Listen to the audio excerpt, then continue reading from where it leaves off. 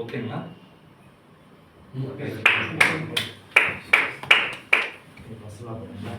Dharmapuri team சார்பாக சாருக்கு வந்து ஒரு பொண்ணான சார். தேங்க்யூ.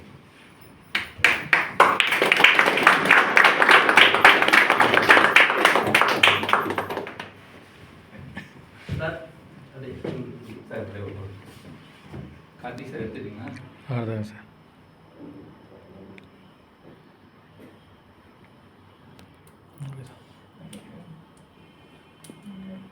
சார் ஓகேவா சார்? Okay sir. கொஞ்சம்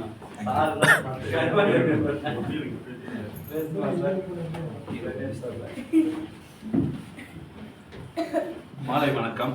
புதுசர்களுக்கு என்னடா வராங்க, இவங்களே சால்வ் பண்ணிக்கிறாங்க, இவங்களே கை தட்டிக்கிறாங்க, எப்படா நம்மளெல்லாம் வெளியே விடுவாங்கன்ற மாதிரி இருக்கு.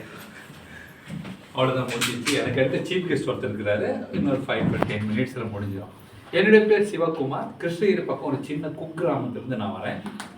நான் பார்த்தீங்கன்னா இந்த வியாபாரத்துக்கு முன்னாடி ஒசூரில் ஒரு தனியார் கம்பெனியில் ஒரு சாதாரண ஒரு தொழிலாளி வாழ்க்கை.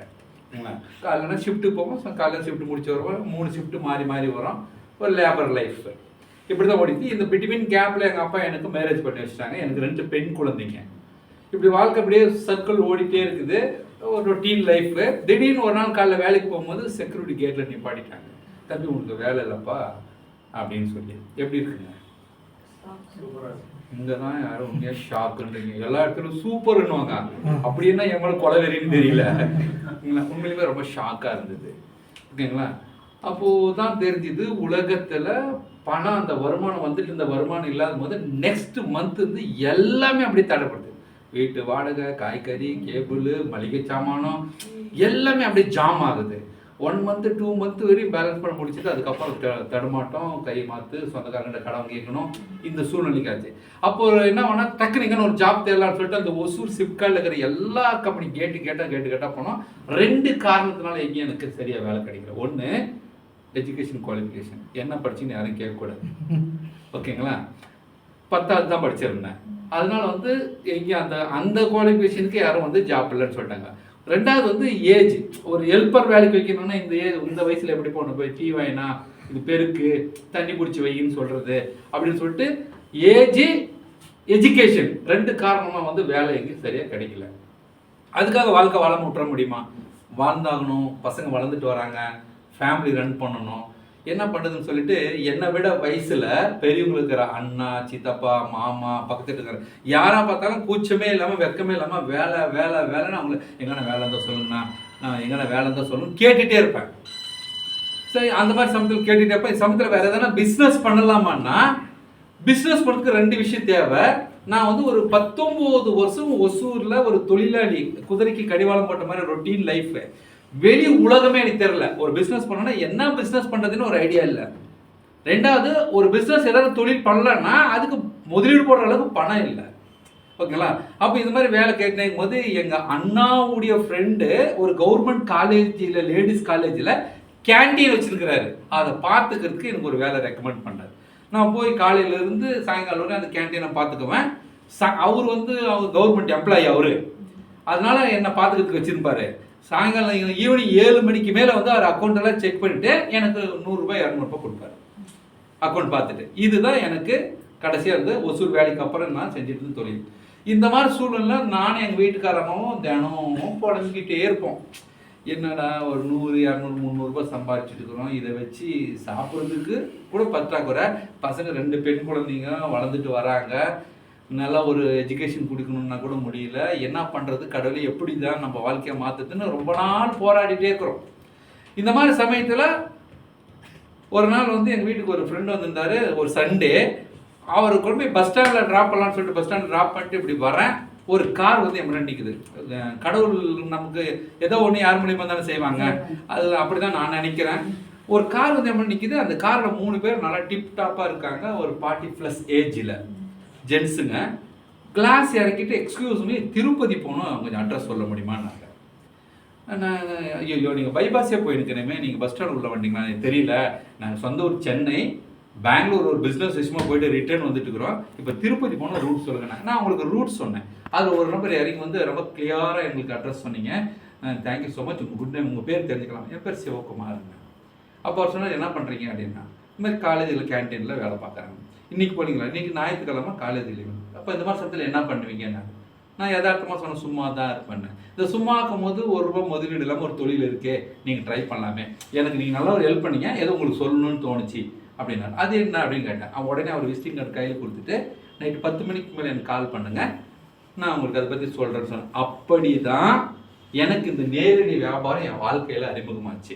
அந்த நபருக்கு எல்லா இடத்துலையும் பாலாஜி, திரு தெய்வத்திரு பாலாஜி, சென்னை. அவர் இன்னைக்கு இல்லை இந்த பூமியில். அவர் தான் எனக்கு இந்த துறையை தேர்ந்தெடுத்து கொடுத்தாரு. அப்படி தான் வந்து நம்மள மாதிரி ஆட்களும் பணம் இல்லாமலே பணம் சம்பாதிக்கிறது உலகத்தில் ஒரு தொழிலுக்கு தான் அப்படின்றது எனக்கு அப்போ தான் தெரிஞ்சுது. ஸோ அங்கே சில உழைப்புகளை போட்டோம், அங்கே நம்ம எதிர்பார்த்த உழைப்புக்கு ஏற்ற ஊதியம் கிடைக்கல. அந்த மாதிரி சமயத்தில் ஒரு தோல்வன் ஒரு குழப்பமான சூழ்நிலை இருக்கும்போது தான் மோகன் சார் சொன்னார் இல்லைங்களா, சுரேஷ் சார் சொன்னார் இல்லைங்களா, அந்த மாதிரி சமயத்தில் நாங்கள் எல்லாமே தான் அந்த ஒரு நிறுவனத்தில் பயணம் பண்ணிட்டு இருந்தோம். அங்கே நாங்கள் எதிர்பார்த்த உழைப்புக்கு ஏற்ற ஊதியம் கிடைக்காம ஒரு குழப்பமான கன்ஃபியூஷனான சூழ்நிலை தான் மிஸ்டர் மோகன்குமார் திருச்சி, இன்னைக்கு சீஃப் கெஸ்ட், கடைசி அவர் தான் வரார். அவர்கிட்ட ஃபோன் வருது. அவர்கிட்ட ஃபோன் வரும்போது நாங்கள் வந்து சரி அது முக்கியத்துவம் தரல. ஆனால் அவர் தொடர்ச்சி எங்களை ஃபாலோ பண்ணிட்டே இருந்தார். ஃபாலோ பண்ணும்போது நான் கிருஷ்ணகிரியில் தான் இருப்பேன். ஆனால் அவர் ஃபோன் பண்ணும்போது சும்மா வண்டியாக நான் போய் சொல்லிவிடுவேன், பெங்களூர் இருக்கிறேன், சென்னையில் இருக்கிறேன் அப்படின்னு போய் சொல்லி அவர் வந்து நிராகரிச்சிடறேன். அதுக்கப்புறம் தான் இது என்னடா ஒரு நபர் கிருஷ்ணகிரிக்கு வந்து இத்தனை முறை ஃபோன் பண்ணிட்டாரு அப்படின்னு மனசு ஒரு மாதிரி சங்கடமாக வந்து என்னதான் சொல்கிறாருன்னு கேட்கும்போது தான் இந்த புறவேத வாய்ப்பு தந்தார். வாய்ப்பு தந்தாருன்னு சொல்ல புறவேத வாழ்க்கை தந்தார். Thank you so much sir. Mohankumar sir இந்த ப்ரெசன்டேஷன் கொடுத்து அந்த வாய்ப்பை சொன்னார். நான், சுரேஷ்குமார் அண்ட் மோகன் சார் 3 பேரும் உட்காந்து கலந்து பேசி இந்த அற்புதமான வாய்ப்பை பயணம் பண்ணி பார்ப்போம் அப்படின்னு சொல்லிட்டு எடுத்தோம். எங்களுக்கு மேலே உறுதுணையாக பாஸ்கரன் சார் வந்து நம்பிக்கை ஊட்டினார் ஃபோனில். நம்முடைய சீஃப் கெஸ்ட்டு, நம்முடைய கிரேட் அப்ளை. அப்படி தான் இந்த புறவேத வாய்ப்பு கிடைச்சிது. இந்த வாய்ப்பு எடுக்கும்போது நான் பார்க்கும்போது என்ன தோணுச்சுனாக்கா, இந்த துறை நல்ல துறைன்றது கண்டுபிடிச்சிட்டோம். ஆனால் அதை நம்ம தேர்ந்தெடுத்து இதுக்கு முன்னாடி தேர்ந்தெடுத்து ரொம்ப கடினமாக இருந்தது. இப்போ ஒரு சில காலேஜில் சிலபஸ் வந்து ரொம்ப டஃப்பாக இருக்கும், அது பாஸ் பண்ணவே முடியாது. ஒரு சில காலேஜில் சிலபஸ் வந்து ஈஸியாக இருக்கும். அந்த மாதிரி நம்ம போன 2வது மாதம் அந்த நேரத்தில் இந்த வருமானம் வரத்துக்கும் நாங்கள் இந்த வியாபாரத்தை ஸ்டார்ட் பண்ணுறதுக்கும் எனக்கு உறுதுணையாக தோளோட தோல் இருந்த லீடர்ஸ் மோகன் சார், சுரேஷ்குமார், இன்னும் நம்ம டீமில் நிறைய லீடர்ஸ் இருக்கிறாங்க. இந்த பக்கத்தில் சித்ராஜ் சார் இருக்கிறாரு, சேகர் சார் இருக்கிறாரு. இந்த மாதிரி நிறைய லீடர்ஸ்க்கு பார்த்தீங்கன்னாக்கா எங்களுக்கு தோளோட தோலை வந்து சப்போர்ட் கொடுத்தாங்க. இன்னும் நிறைய லீடர் கிருஷ்ணகிரியில், தருமபுரியில், நிறைய லொக்கேஷனில் நிறைய லீடர்ஸ் இருக்கிறாங்க. அந்த அத்தனை லீடர்களுக்கு இந்த நேரத்தில் நான் நன்றி தெரிவிச்சிருக்கேன். 2வது மாதம் அப்படியே நாங்கள் ஒருத்தர் சப்போர்ட் பண்ணி பண்ணிட்டோம். 2வது மாதத்தினுடைய வருமானம் 35,431. 3வது மாதம் என்னுடைய வருமானம் 63,661 ரூபாய். 4வது மாதம் என்னுடைய வருமானம் 77,840 ரூபாய். 5வது மாதம் என்னுடைய வருமானம் 83,000 ரூபாய். 6வது மாதம் 7வது மாதம் சொல்லிட்டு இன்று மாதம் அதிகபட்சமா 1,49,549 ரூபாய். மாதம் சராசரியா 1 லட்சம் ரூபாய் சம்பாதிச்சுட்டு இருக்கிறேன். 13 மாதங்கள் ஆகுது புறவேதல நான் இணைஞ்சி. இது வரைக்கும் அதிகபட்சமா 12,49,000 ரூபாய். அப்படியாப்பட்ட ஒரு அருமையான வாய்ப்பை தான் புதுசாக வந்திருக்கிறதுங்க பார்த்துருக்குறீங்க. கண்டிப்பாக கடவுள் நமக்கு கண்டிப்பாக பணமாவோ பொருளாவோ எந்த விதத்தில் எந்த மதத்திலையும் சாமி கொடுக்காது. அதுக்கு ஏற்றாற் போல அதுக்குண்டான ஒரு வாய்ப்பை யாரோ நம்ம ஒரு மனிதர் மூலிமா கொடுப்பாருன்னு நான் முழுமையாக நம்புறேன். அப்போ தெரியாது நம்ம தலையில எதன் மூலிமா இது விலகும் இது வரும் அப்படின்னு நமக்கு தெரியாது. நம்ம முயற்சி பண்றதா நம்ம வேலை. அப்ப நான் இதை பார்க்க கடவுள் நமக்கு இது மூலியமா தான் நம்ம தலையெழுத்து மாற்றணுங்கிறாரு. ட்ரை பண்ணி பார்ப்போம், அவ்வளவுதான். இங்க இருந்து 10 லட்சம் டெபாசிட் கட்டணும், நீ இத்தனை டிகிரி படிச்சுக்கணும்னா என்ன மாதிரி எல்லாம் உள்ளே வர முடியாது.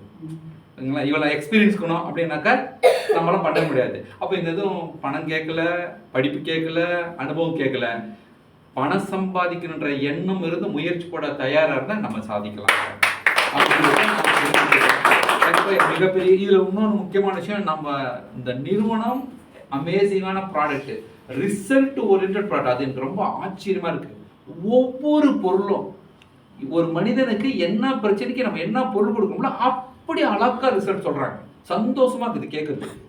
அந்த அவங்க சொல்றாங்க பாத்தீங்களா, கேட்கறதுக்கு அவ்வளவு நிறைவா இருக்குது மனசுக்கு. ஒண்ணு. இரண்டாவது, இந்த மார்க்கெட்டிங் பிளான் உள்ள வராங்க அத்தனை பேரும் அவங்க நிலைக்கு வருமானம் வாங்குறாங்க.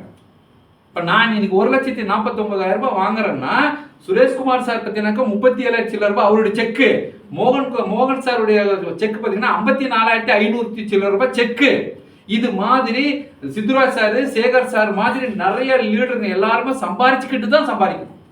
அப்படியேப்பட்ட ஒரு அற்புதமான வாய்ப்பு. ஓகேங்களா?